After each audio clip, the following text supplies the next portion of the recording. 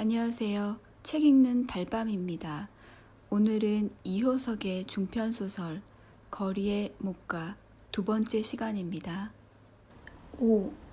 시험 연주가 있은 지 며칠 안 돼요. 방송 연주의 날이 왔으나 이미 몇 차례의 시험으로 배짱을 든든히 다진 후였만 영옥은 그날 유독히 설레는 마음을 금할 수 없었다. 시험 연주 때에 벌써 충분한 실력을 보였고 그것이 단지 발라맞춤이든 무엇이든 간에 관계자들의 지나친 칭찬의 소리를 들어왔건만 막상 목적의 날을 당하였을 때 그날은 그날로서의 불안과 초조가 있었던 것이다.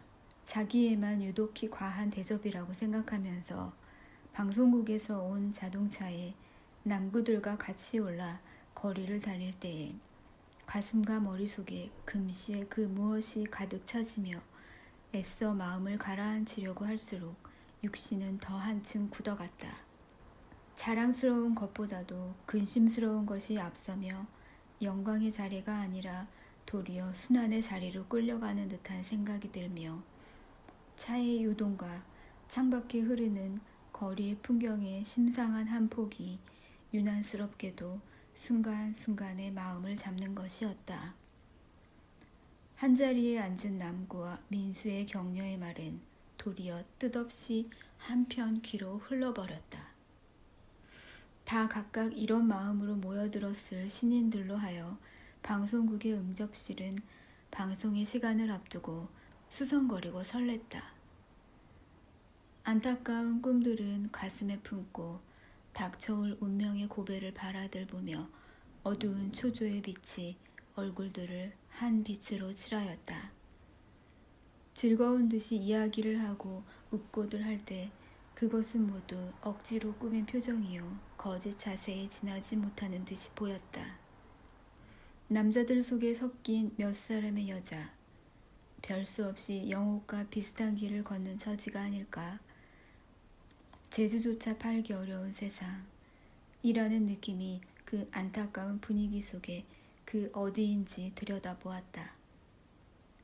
설레는 속을 떠나 영옥은 휴게실 소파에서 피아노 반주와 몇 가지의 곡목에 대한 주의를 타협하고 있었다.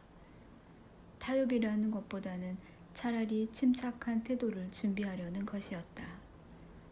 어느덧 방송이 시작되어 응접실 확성기에서는 노래가 흐르기 시작하였다.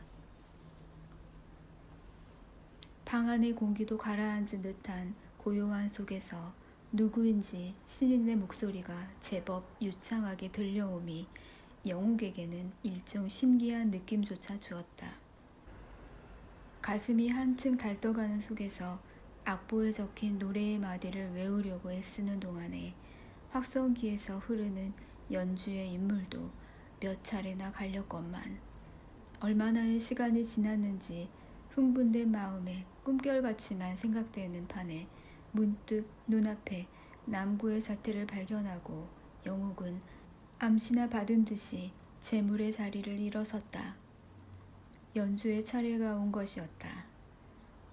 반주자와 함께 또렷한 정신없이 복도를 걸어가 방송실에 들어가는 걸음걸이조차 약간 떨리는 듯하였다. 정성껏 믿습니다. 한마디 귀띔하고는 이어서 방송 소개를 하는 남구의 말소리가 먼 바닷속에서 우는 것과도 같이 아련하게 들렸다. 눈앞에 마이크로폰이 꿈속의 괴물같이 이쪽을 노리고 있는 것을 볼 때 전신이 화끈 달며 머리끝이 솟았다. 그 괴물 앞에 수많은 사람이 명호가, 옥주가, 민수가, 남구가, 에란이, 인실이 그 외 수천 혹은 수많은 남모를 사람이 귀를 기울이고 있을 것이 생각되자 몸은 불덩이같이 달았다. 피아노 소리가 떨어지자 또 한 사람 문득 마지막으로 마이크로폰 앞에 떠오르는 사람이 있었다. 순도였다. 공원에서 헤어진 후 다시 만나지 않은 순도가 그 순간 거리의 어느 구석에 묻혀 있을까가 돌연히 생각나며 그가 부르려는 노래가 결국 모두 단 한 사람 순도에게 바치려고 한 것임을 새삼스럽게 깨닫자 그의 그림자가 금시의 눈앞에 활짝 다가오는 듯도 하여 상기된 몸에다 마음의 열성까지를 부어 여우군 사랑의 노래의 첫 마디를 대담하게 불렀다. 첫 마디가 떨어지자 생각은 생각을 잊고 곡조는 곡조를 낳아 노래는 줄줄이 흘렀다. 순도는 그때 거리의 찻집에 앉아 있었다. 그것은 반드시 우연이 아니라 실상인즉 그날 밤에 신인의 밤 방송의 예정을 알아듣고 그렇다고 영옥에게 펴 보일 수도 없는 은밀한 마음으로 그 자리에 앉게 되었다. 식어가는 찻잔을 앞에 놓고 맞은편 벽에서 흘러오는 라디오의 소리에 정신을 쏠리고 영옥의 차례를 조릿조릿 기다리고 있었던 것이다. 공원에서 영옥의 태도를 나무라고 유행가와 소설의 구별을 엄격하게 판단하고 서글프게 헤어진 후 다시의 영옥을 만나고 싶은 생각은 간절하면서도 실상 그를 만나지 못하고 있는 복잡한 순도의 마음이었다. 유행가를 비웃고 소설의 값을 한층 치하하였건만 아직 한 편의 소설도 쓰지 못하고 있는 순도의 심경이었다. 소설을 생각할수록에 소설을 쓰게 되지는 않았다. 참된 소설은 마음속에 있을 수 있는 것 같지만 생각되었고 참된 괴로움은 가슴속 깊이 묻어두어야만 옳을 것 같지만 생각되었다.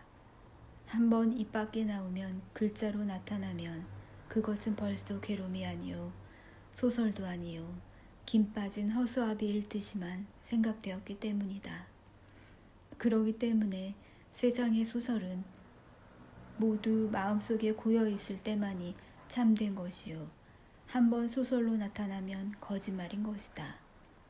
차라리 붓을 꺾어버릴지언정 거짓말을 써낼 수는 없다고 생각한 곳에 그가 소설을 못 쓰는 이유가 있었다. 그러자 한자도 쓰지는 못하고 허구한 날 궁식거리고만 있는 괴로움은 더 한층 큰 것이었다. 쓰다가는 꾸기고 쓰다가는 버리고 하여 휴지된 원고지만이 책상 앞에 늘어갔다. 화를 내고는 거리에 나와 한 잔 차에 분풀이를 하고 하는 요 사이에 그였다. 안타까운 심정에 영옥의 생각만이 늘어갔다. 냉정하게 비웃기는 하였으나 소설 못 쓰는 자기가 유행가를 부르려는 영옥보다 별로 나을 것도 없이 생각되었다.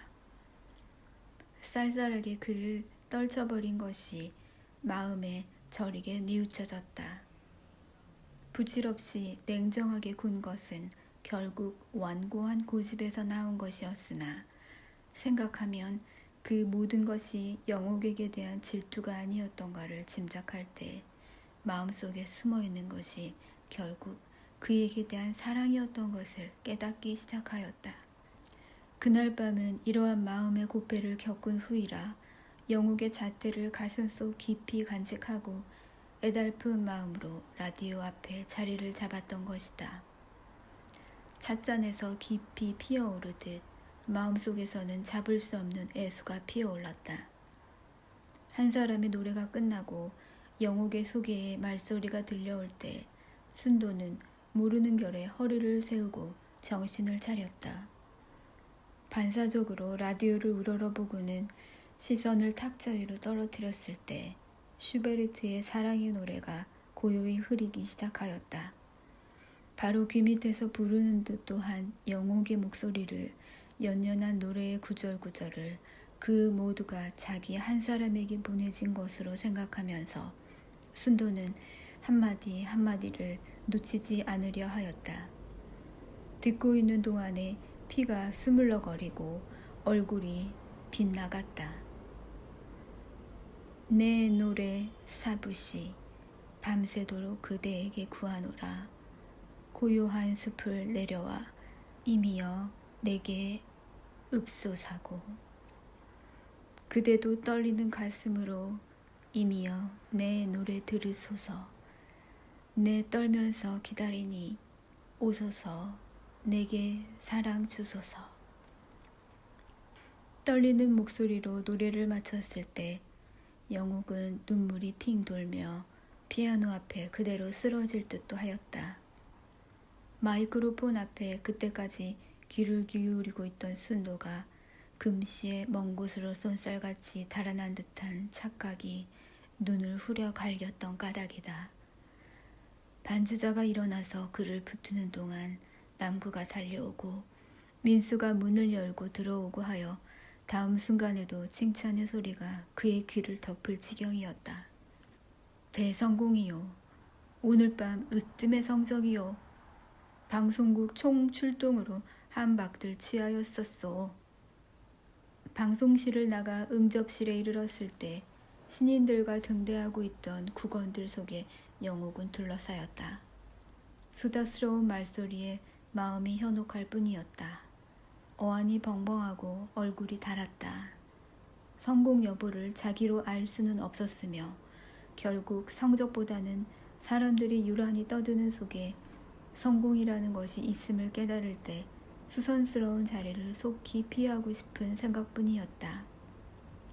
반가운 손님이 2분 있는데 감격해서 기다리고 있는 민수가 전하는 말소리에 영옥은 문득 귀가 뜨이며 반가운 손님이라니 행여나 순도가 아닐까 하는 순간의 생각이 머릿속을 스쳤다. 더물을 여가도 없이 그를 따라 다른 방으로 들어갔다. 눈앞에서 실망의 빛을 보일 수도 없이 웃음을 띠기는 하였으나 기쁘던 마음은 금시에 움츠러드는 듯도 하였다. 부인란 기자로 있는 한 고향 동무 애란과 또 한 사람 모를 사나이였다. 뛰어오니까 벌써 방송이 시작됐더구나. 오늘 밤같이 감격한 때도 적었다. 그만하면 큰 성공이지. 애란이 속임없이 던져주는 칭찬의 말이 다른 사람들의 그것보다도 한층 기쁘기는 하였다. 그러나 이런 때 순도의 한마디를 듣는다면 얼마나 기쁠까를 생각할수록에 마음 한편으로는 섭섭함을 금할 수 없었다. 늘 말씀드린 강남 레코드 회사 문예부장 윤주씨. 민수의 소개를 따라 맞은편에 앉았던 사나이는 허리를 엉거주춤 일으키고 말을 이었다. 이런 기회에 뵙기 영광으로 생각합니다. 잔름하고 비대한 그 사나이가 소문에 익은 윤주임을 듣고 영옥은 덩달아 허리를 굽히고 애란의 옆에 자리를 잡았다. 어지러운 마음속을 정리도 못한 채 딴 사람을 차례차례로 만나기가 본인은 아니었으나 현재 놓여있는 처지상 하늘 수 없는 노릇이라고 새삼스럽고 마음을 먹었다. 오늘 밤 노래는 재미있게 들었을 뿐 아니라 침착한 천분의 실상은 놀라고 있습니다. 윤주의 말을 민수가 괴덕스럽게 채어서 내 말이 헛말이 아니지요. 칭찬은 천천히 하시고 어서 사무부터 시작하시지. 윤주도 본색을 내는 수밖에 없었다. 직업이 직업인 만큼 무엇보다도 먼저 늘 상담이 앞서는데 잠시 동안을 두었다가 민수 씨에게서 들어서 희망하시는 바를 대강 짐작해서 말씀인데 이번 기회에 우리 회사에 나와주실 의향은 없으신지. 전속 가수로 승낙만 하신다면 계속해서 작품은 얼마든지 만들 작정이고 다따가의 청이 영옥에게는 웬일인지 거짓말같이만 생각되어서 대답하기조차 얼얼하였다. 승낙 여부가 있나요? 물론 좋으시겠지요.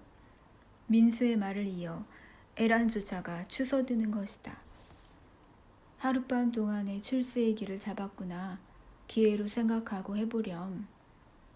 한번 목표를 정하기는 한 영옥이었만 갈피갈피 복잡한 심정을 가진 그로서 그 자리에서 선뜻 단마디의 대답을 할 수는 없었다. 기쁘지 않은 것은 아니었다. 그러나 그것을 받아들이기는 마음이 산란하였고 무엇보다도 말이 너무도 수월하고 조건이 너무도 좋았다. 영옥은 우선 겸양의 말을 한마디 보냈을 뿐이었다. 천천히 생각해 보지요. 6. 방송이 끝난 후 신인을 망라한 피로연이 있었다. 그 자리에서도 영옥은 국원들에게 남달리 혀끌에 걸리는 값싼 칭찬의 말을 들으면서 마음으로부터 즐길 수는 없었다. 우울한 시간의 연속이었다. 이날 밤의 연속으로 다음 날 하는 수 없이 민수에게 끌려 그의 아파트를 사게 되었을 때 우울은 절정에 달하였다. 독신주의자의 방을 찾기가 어색하고 싫었으나 연주 비평에 관한 타협이 있다고 하여 거의 끌리다시피 되었다. 북쪽으로 창이 난 어두운 방에 침대가 놓이고 어지러운 품이 에란이 처음 소개할 때 하던 말이 생각나며 영옥은 두려운 느낌만이 솟았다. 별반 긴한 타협도 아니건만 이번 그가 쓸 원고에 대한 몇 가지의 의논이 끝났을 때 민수는 어조를 변하였다. 왜 이렇게 잠잠고만 계십니까? 좀 더 적극적으로 절 이용하려고 하시지 못합니까? 실상은 전 그것을 원하는데 정신을 차리라는 듯이 벼랑간 와서 어깨를 흔드는 것이다. 잠깐 침묵을 지켰다가 어조는 다시 변하였다. 사내가 여자에게 할 말이 있다고 할 때에는 늘 뻔한 속 같지만 무슨 말씀이세요? 남녀가 처음 만날 때의 인상이란 대개 거의 결정적인 것인데 영옥 씨를 처음 배울 때 인상도 역시 그런 것이었지요. 저같이 사생활이 복잡하고 불행한 사람은 아마도 드물 것이에요. 그 한 가지 예가 아시다시피 연회. 일전 남구군이 짓거린 그 연회의 일건인데 세상에서는 저 혼자만이 비난의 목표가 되어 있으나 그런 경우 애정 문제에 있어서 대체 옳고 그른 편이 있을까요? 옳고 그르다는 이보다는 일종의 건질 수 없는 숙명에 있을 뿐이지요. 이 숙명에서부터 시작되는 비극이 옛날부터 얼마나 많습니까? 저같이 불행한 사람도 없을 거예요. 밤에 혼자 고요히 자리에 누우면 세상에는 꼭 나 혼자만 남은 것 같은 어둡고 바람 부는 지구 꼭대기에 나 혼자만이 우뚝 서 있는 듯 또한 쓸쓸한 마음을 금할 수 없어요. 금방 그 자리에서 그대로 사라져버리고 싶은 그런 외로운 마음, 공부도 음악도 다 귀찮아지는 마음, 그저 그 자리에서 살며시 없어지고 싶은 마음. 영옥 씨는 늘 즐겁고 유쾌하고 희망만이 있습니까? 쓸쓸한 때는 없습니까? 문득 가슴이 쓰라려지고 모르는 결에 눈물이 징긋이 고여지고 어린애같이 몸부림쳐 보고 싶은 그런 쓸쓸한 때 없습니까? 허구한 날 무엇을 생각하시며 댁에 계실 때 무엇을 하시는지가 알고 싶어지는 것은 무슨 까닭인지 저도 실상은 모르겠어요. 민수의 표정은 전에 없이 부드럽고 그의 태도는 애잔하였다. 듣고 보니 결국 마음의 하소연이었으나 하소연을 할 때에 사람의 마음이란 예외 없이 다 아름다운 것이다. 그의 말 속에는 반드시 거짓이 있어 보이지는 않았다. 한마디 한마디가 절실한 실감에서 나온 듣는 가슴에 울려오는 말임에 틀림없었다. 에란이 말한 민수의 임금과는 또 다른 그의 일면에 접한 듯한 느낌조차 생겼다. 그러나 물론 그의 하소연은 영옥으로서는 귀로 들을 것이지 마음으로 들을 것은 아니었다. 부드러운 발음이 한 구절 한 구절 즐겁게 귀를 간지를 뿐이었다. 제 청이 그다지 불쭉한 것 같지는 않은데 영옥 씨는 어떻게? 사람을 잘못 고르셨어요. 저로서는 들을 취지가 못 되는걸요. 오해는 하시지 않으시는지. 오해가 아니라 근본 문제로요. 근본 문제라면 애정 말씀이지요. 즉 제가 영옥 씨에게 느낀 인상과는 반대 인상을 제게 느끼셨단 말이지요. 아픈 것을 쏘으셨습니다. 상당히 대담하셔요. 민수는 저욱이 실망한 듯한 표정을 지었다. 반드시 대담해서가 아니라 알만합니다. 순도 말씀이지요. 순도는 저도 압니다만 순직한 청년이지요. 비록 소설은 못 써도 누구보다도 무서운 소설가라고 할 수 있고요. 고집쟁이고 변통이 없고 그러나 믿음직한 삶, 순도와 겨루면 저도 한수 꺾이겠는걸요. 그런 줄 아신다면 아까 같은 말씀 더 마시지요. 민수는 무한한 듯이 한참이나 말을 잊었으나 무엇을 생각하였는지 다시 자리를 일어나서 이번에는 영옥에게로 가까이 왔다. 아무리 그러기로서니 말을 그렇게 문덕문덕 막 하세요. 영옥 씨의 마음이 순도에게로 기운 것을 번연히 알면서도 사내의 마음이란 그렇게 수월하게 벗겨지는 것이 아니니까요. 저를 아무리 따보셔도 제 마음은 떨어지질 않는걸요. 원래 끈끈한 것이 사내의 마음인지는 몰라도. 몸이 가까이 오면서 영옥은 목덜미에 더운 숨결을 느꼈다.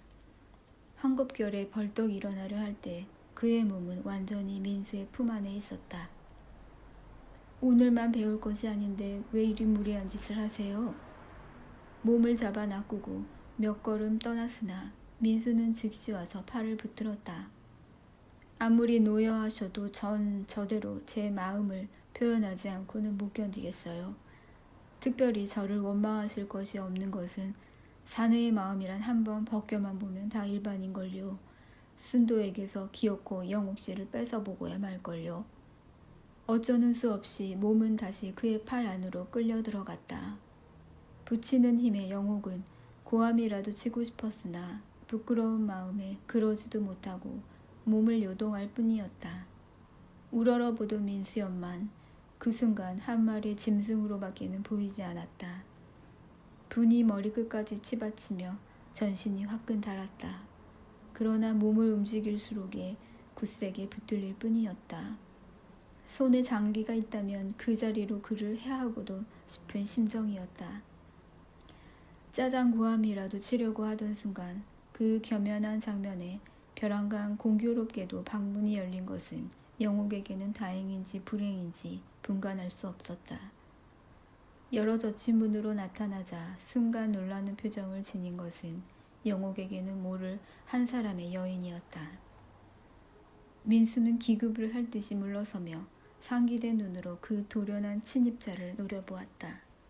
영옥이 이즈러진 몸을 수습하면서 영문을 몰라 한편에 서 있는 동안에 민수와 여인은 한참 동안이나 앙칼진 눈으로 서로 바라만 보고 있더니 이윽고 여인의 입에서는 불이라도 불듯이 모진 어세가 쏟아져 나왔다.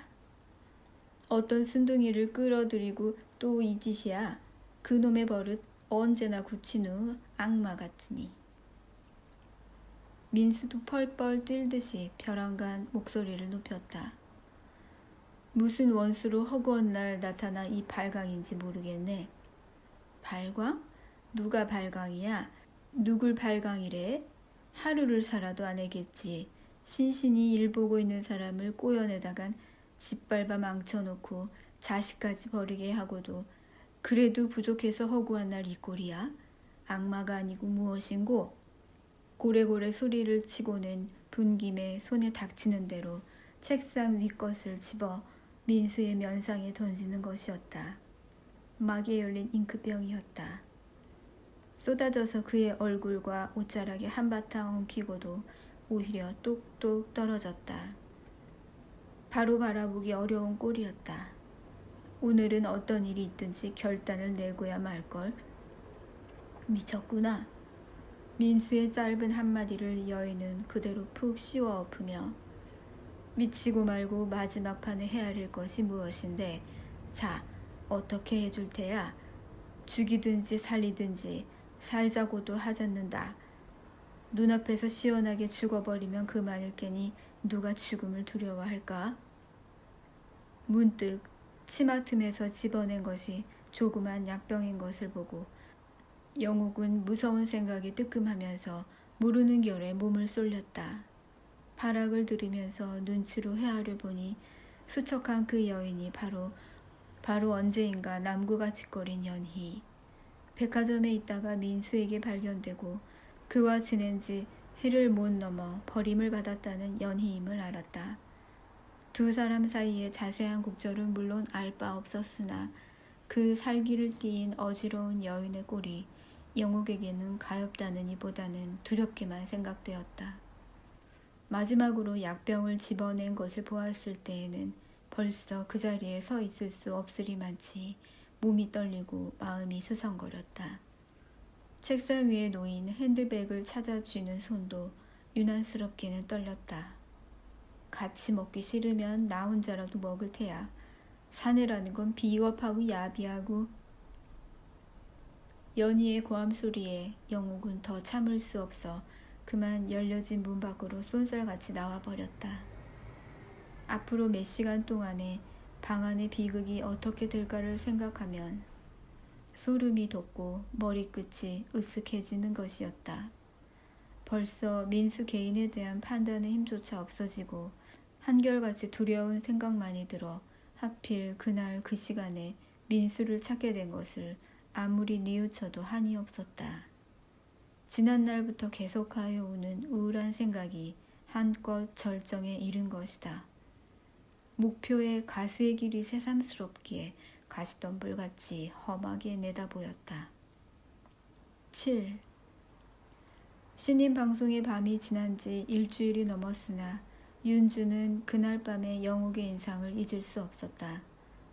혼자 있을 때의 그의 마음을 차지하는 것도 영옥의 자태였고 친구와 지낼 때의 그의 입을 스치는 화제도 영옥의 위로 향하여 갔다.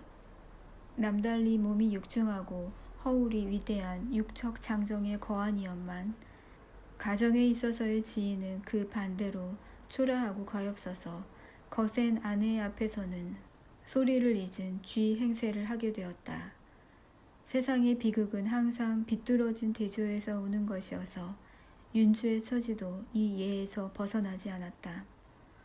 아내와 그와의 지위와 대조는 처음부터 거의 숙명적이어서 억지로 꾸며낸 노력으로서는 즉 애써 아내를 달래본다든가 혹은 억지로 위험을 보이려고 한다든가 하는 후천적 노력으로서는 도저히 견딜 수 없는 것이었다.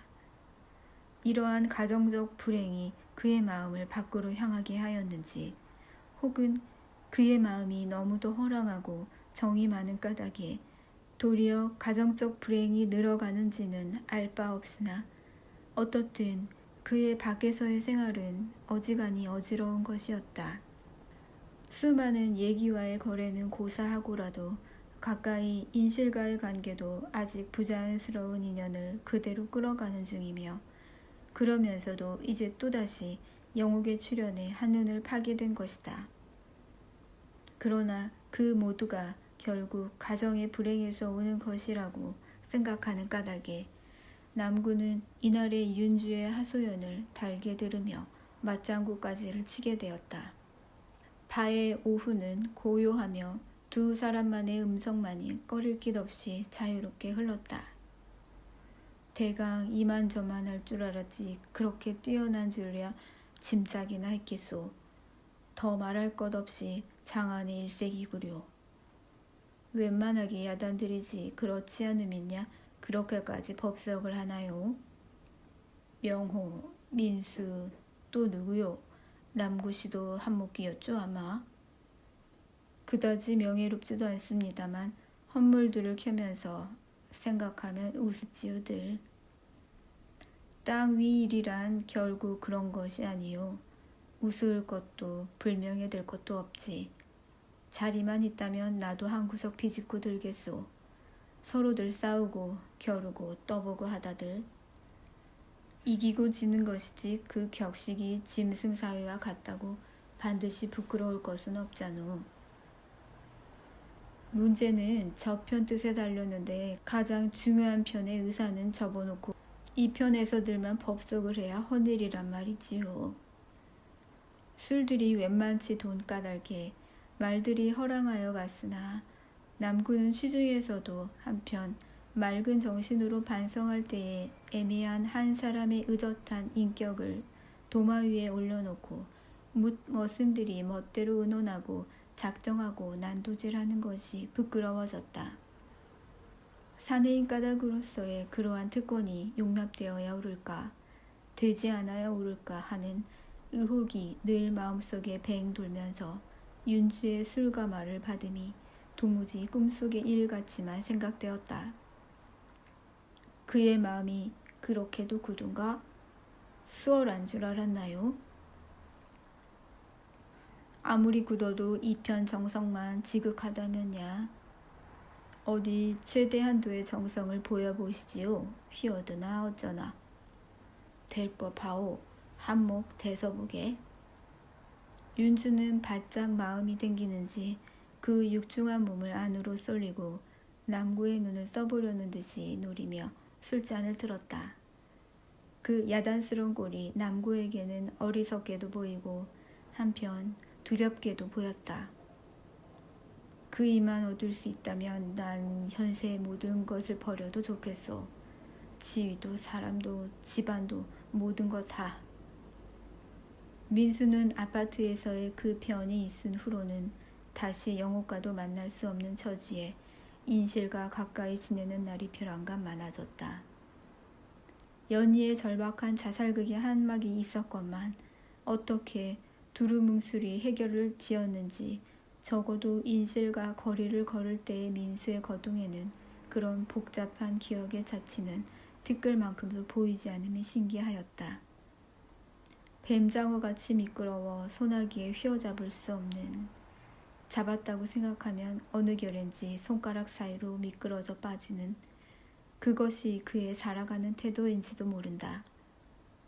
그런 태도로 사랑과 사랑 사이를 능란하게 헤엄쳐 건너는 것이 그의 일생일는지도 모른다. 인실이 만날 때에는 늘 천연스럽고 그 천연스러운 속에서 놀랍게도 애정을 익혀 사는 것이었다. 인실은 인실로서 또한 정이 많아서 윤주와의 오랜 애정의 거래가 있으면서도 민수와의 사랑은 또 그것으로서 충분히 천연스러운 것이었다. 일종의 사랑의 카멜레온이라고 할까? 윤주를 대할 때에는 윤주의 빛으로, 민수를 대할 때에는 민수의 빛으로, 경우를 따라서 각각 몸에 맞는 빛으로 몸을 재색하고 장식하는 것이 인실의 놀라운 천재였다. 민수의 생활에 연희와의 파탄이 있은 후로는 더욱 그와 밀접하게 되어 윤주의 눈앞을 거리낄 것 없었고 고삐 놓인 말의 자유를 그는 마음껏 즐길 수 있었다.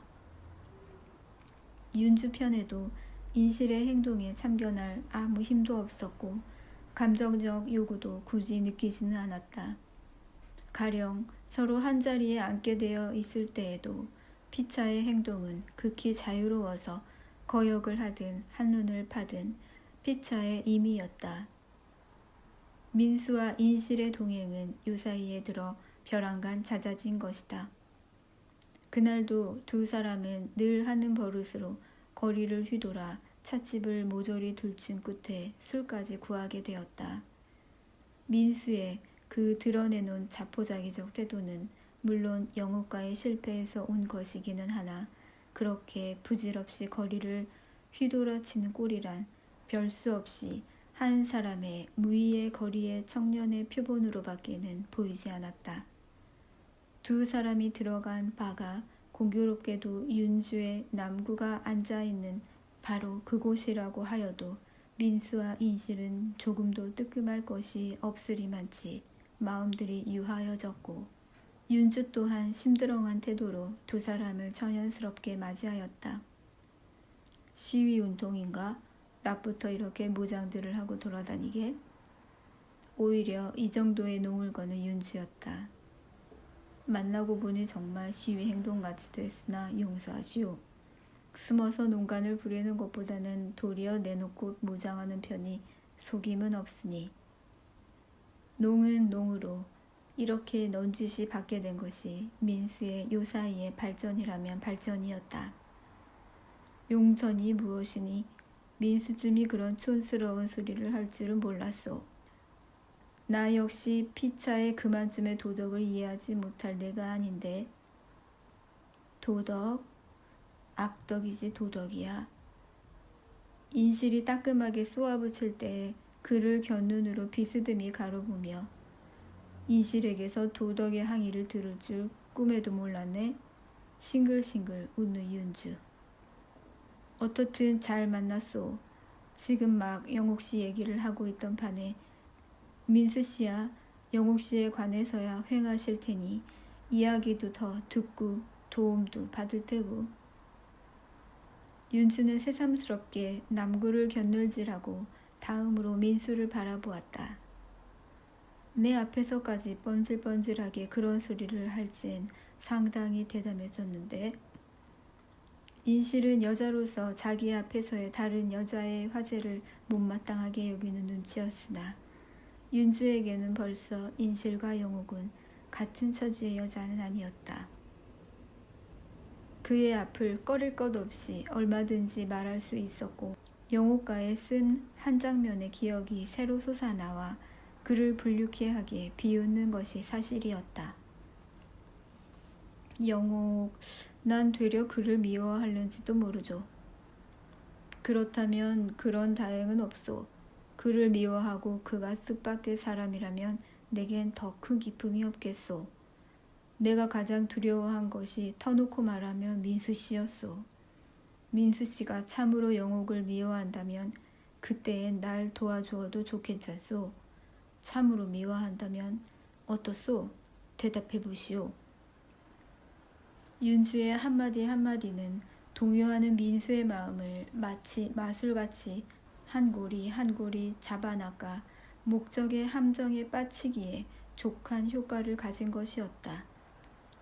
설레는 마음이 부채질하는 바람에 짜장 활활 불붙어서 뜻이 있는지 없는지 나중에는 흥분된 구절을 뱉게 되었다. 미안하고 말고요. 내가 지금 세상에서 제일 미워하는 것이 영옥이요. 제일 경멸하고 싶은 것이 영옥이요. 처음부터 잠자코 있던 남구는 민수의 뜨거운 한마디에서 말 뒤에 그 무슨 곡절을 민첩하게 짐작하고 불쾌한 시선을 동무에게서 옮기면서 딴전을 보았다. 두 사나이의 회화가 도무지 마음에 거슬리는 불측한 것으로밖에는 들리지 않았다. 그러면 모든 것이 해결이요. 윤주는 기운을 얻은 듯이 호기롭게 술을 마시고 잔을 민수에게 권하면서 이왕 이렇게 된 바에야 꺼릴 것이 있겠소? 우리 피차 친구로서 한 개의 약속을 가지는 것이 어떻소? 이미 민수씨의 마음을 들었고 내 마음이 또 얼마나 간선한가를 아신다면 그다지 이해하기 어려운 것이라고는 생각지 않는데 무슨 조약이든지 맺읍시다. 이미 인실을 차지하신 터이니 대신으로 영옥을 사양하시란 말이오. 좋고 말고요. 얼마든지. 남구씨와도 말했지만 난 지금 모든 것을 희생하여도 좋소. 가령 내 지위, 민수씨의 힘으로 뜻을 이룬다면 난 현재의 지위를 그대로 드릴 작정이요. 농담이 아니라 정말. 옆에는 사람이 없는 듯이들 뻔질뻔질하고 아니 꿔서 못 듣겠네. 인실은 사실 더 견딜 수 없어 날카롭게 외치고는 자리를 차고 일어나 앞 탁자로 가버렸다. 남구야말로 처음부터 불쾌한 생각을 참기 어려워 자리를 뜨려던 차에 인실의 거동에 암시나 받은 듯이 같이 자리를 일어나 돌연 그와 동석이 되었다. 산의 녀석들같이 주제넘고 불쭉한 동물들이 있을까? 여자를 마치 물건인 양 중간에 세우고 제멋대로들 거래를 하려는 어느 세상이 되면 그 버릇이 고쳐질까? 남구도 인실이 말하는 그런 한 사람의 사내 얘기는 하나 그 자리에서는 도리어 인실의 말에 절대의 공감을 느끼게 되리만치 두 사람의 동무의 꼴들이 비록 취중이라고는 하여도 불쾌한 것이었다. 문예부장의 자리와 사랑, 교환 조건이 그다지 삐뚤지는 않죠. 힘껏 해보리다. 두 사나이의 배포는 어지간히들 유들유들하여서 아마도 조약의 마지막 다짐인 듯이 악수를 한 후 술잔을 나누는 것이 옆눈으로 보였다. 윤주의 태도는 잠시 묻지 말고 확실히 그때까지 영옥을 사모하여 오던 민수의 그 경망한 태도가 남구에게는 수수께 끼었다. 그 무슨 변이 있었다고 하고 거기에 대한 복수의 심사에서 나온 것이라고 하더라도 한 사람의 인격에 관한 일인 만큼 경솔하고 비루한 그의 행사를 동무로서 슬퍼하였다.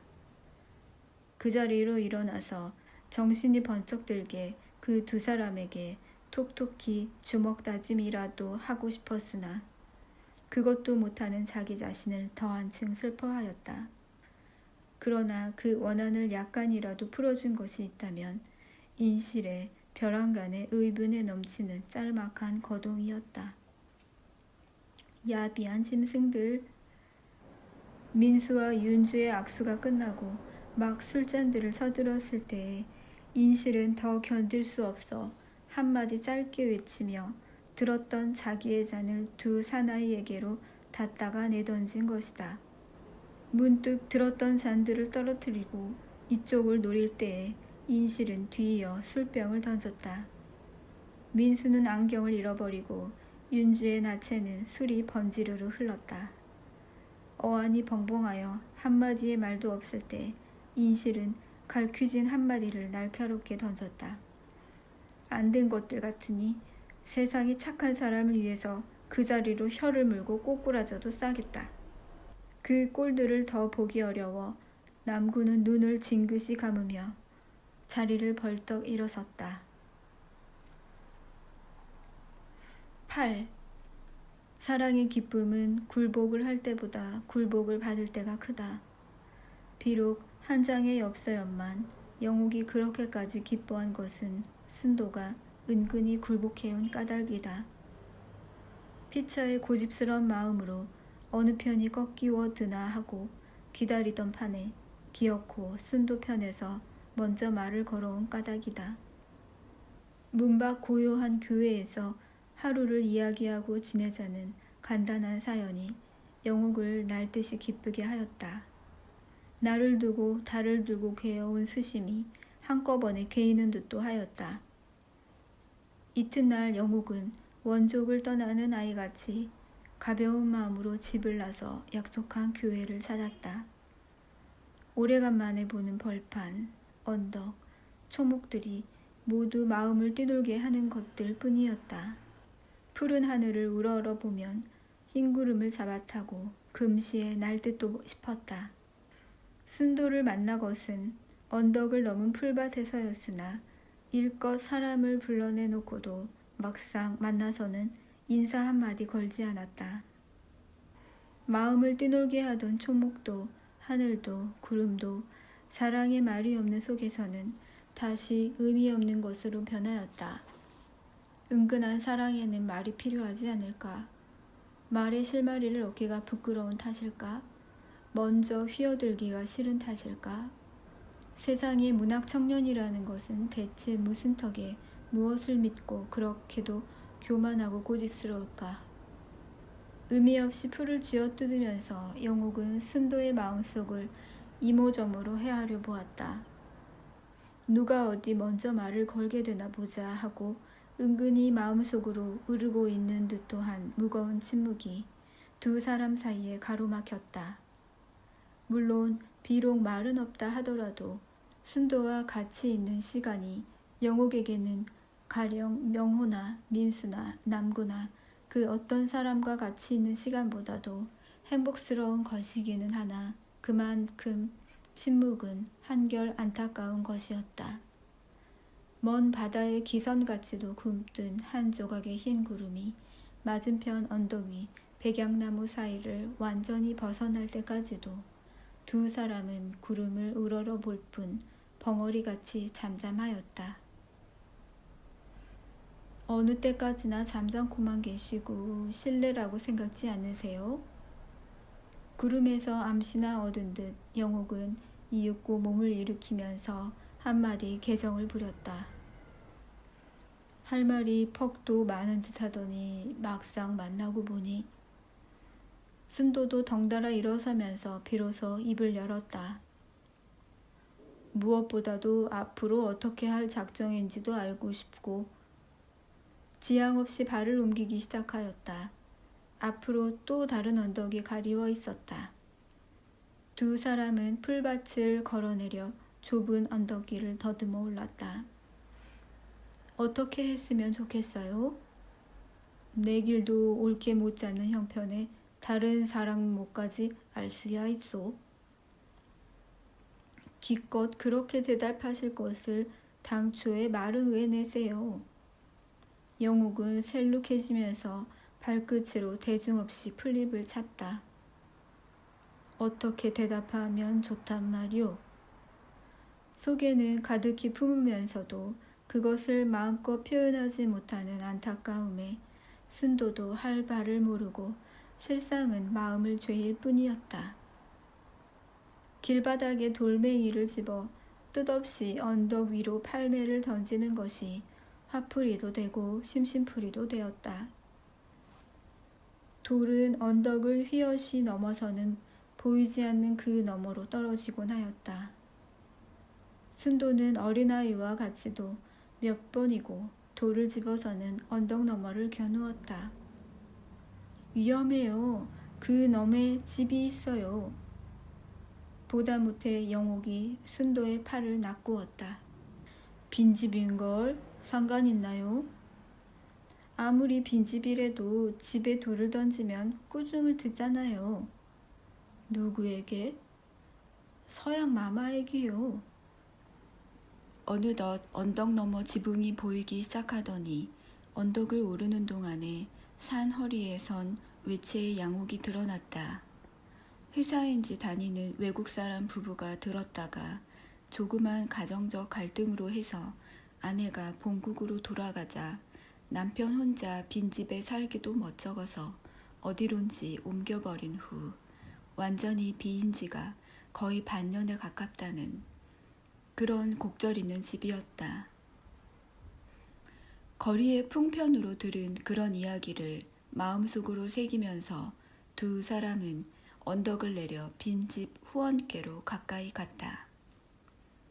창안으로는 휘장이 가리워져 있고 짐승 소리 한마디 없는 강가만 속에서 후원의 나무와 풀만이 철망 안에 우거질 대로 우거져 있는 것이 그 무슨 이야기 속의 집과도 같은 신비로운 느낌을 두 사람에게 주었다. 벽으로 얼클어져 올라간 담장이 그늘에서는 그 무슨 이야기의 나머지가 서리어 있는 듯도 해서 그것이 알 수 없이 마음을 댕겼다. 보지 못한 외국 사람 두 양주는 담장의 덩굴 속 벽 안에서 어떤 살림을 하였을까? 두 사람이 갈라진 이유는 대체 무엇이었을까? 이왕 빈집이니 기웃거려 볼까요? 문득 호기심을 느끼면서 영옥이 제의하였다. 돌을 던지면 꾸중을 들어도 기웃거리면 꾸중 듣지 않나? 순도가 싫은 소리로 대답할 때 영옥은 그러나 벌써 철망 사이에 다리를 걸고 있었다. 몸만은 들어섰으나 철망에 걸린 치마폭을 수습하노라고 애를 쓰건만 순도는 그것을 부축해줄 만큼의 재치도 보이지 않는다. 영옥이 완전히 철망에서 손을 떼인 후에야 순도는 혼자 스스로 뒤를 이어 뜰 안으로 들어섰다. 확실히 불만을 품은 영옥은 한 걸음 먼저 그 자리를 떠나 담장을 등지고 남쪽 벽에 기대어 섰다. 여자가 항상 제일 원하는 것이 무엇인지 아세요? 수수께끼를 거는 셈이요. 친절이에요. 따뜻한 마음이에요. 아무리 사내 양반이기로서 왜 그리 무뚝뚝하세요, 늘. 내겐 원래 그런 미덕이 없나 부어. 억지로 친절하게 하고 싶지 않을지엔 마음이 없으니까 그렇죠.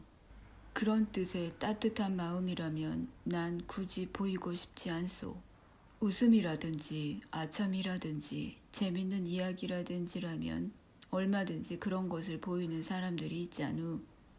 가령 명호나 민수나 그런 지도자들이 어쨌단 말이에요. 영옥은 짜증을 내며 몇 걸음 옆으로 물러섰다. 왜 그렇게 늘 빈정만 대세요? 그것이 사랑이에요. 사랑이 그래야 돼요. 왜 좀 더 달리 사랑의 마음을 표현하시지 못해요?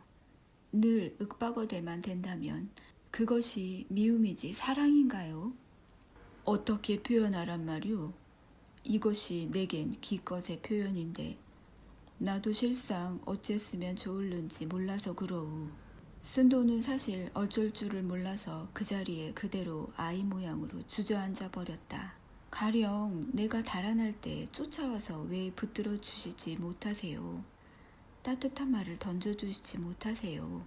영옥도 넘치는 감정을 억잡을 수 없어서 문득 순도에게 달려들며 전신을 쏠렸다. 제발 더 빗나가지 마세요.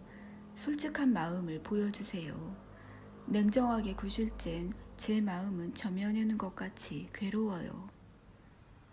두 사람은 복받치는 감정을 못 이기고 한되에 휩쓸려 그 자리에 쓰러졌다.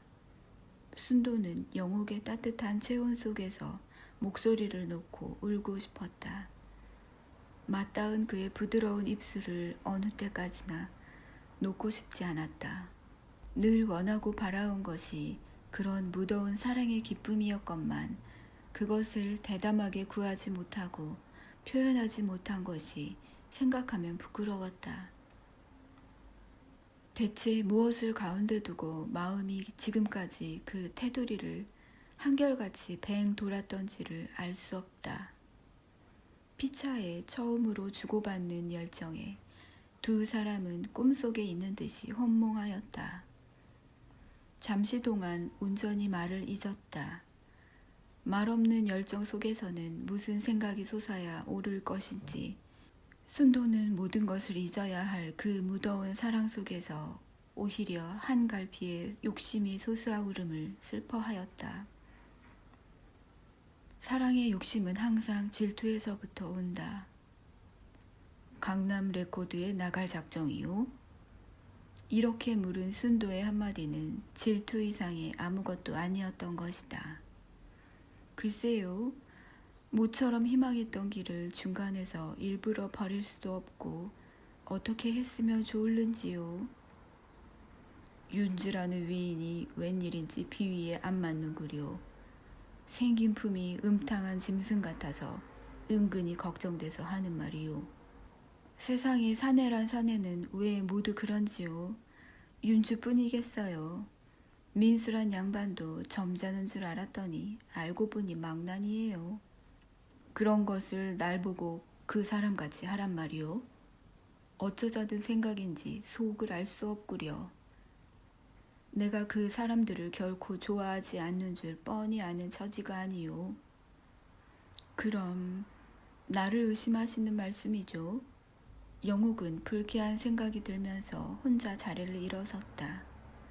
정색할 필요야 있소. 의심하지 말라는 말이오. 얼마든지 의심해 보세요. 영옥은 손을 번긴 듯이 화를 내며 달아나는 듯이 철망개로 내뺐다. 그 거동에 문득 순도도 노염을 품고 자리를 일어섰다. 의심하지 말고 밤낮 마음을 괴롭히는 것이 그 생각이요. 사람을 무시해도 분수가 있죠. 영옥은 얼굴을 붉히면서 혼자 허둥허둥 다시 철망을 타넘었다. 사람의 속을 네 알고. 순도의 이 한마디가 거의 치명적이었다. 날카로운 소리가 나며 급스럽게 서두는 영옥의 치맛자락이 철망에 걸려 보기 좋게 찢어졌다. 노염과 격동을 못 이겨 영옥은 너펄거리는 치마폭을 돌아다 보지도 않고 도망이나 하는 듯 쏜살같이 언덕을 달았다. 사람의 속을 네 알고.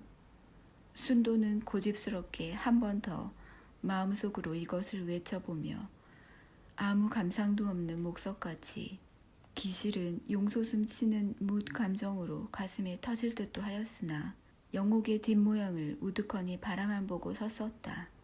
마음의 싸움이 왜 항상 사람을 이렇게도 괴롭히나를 생각할 때 영옥은 숨차게 다르면서도 안타까운 심정에 차라리 이대로 솔곳이 사라졌으면 하고 느꼈다. 물론 우두커니는 서 있을지언정 순도도 똑같은 생각을 마음 한편에 떠올리고 있기는 일반이었다.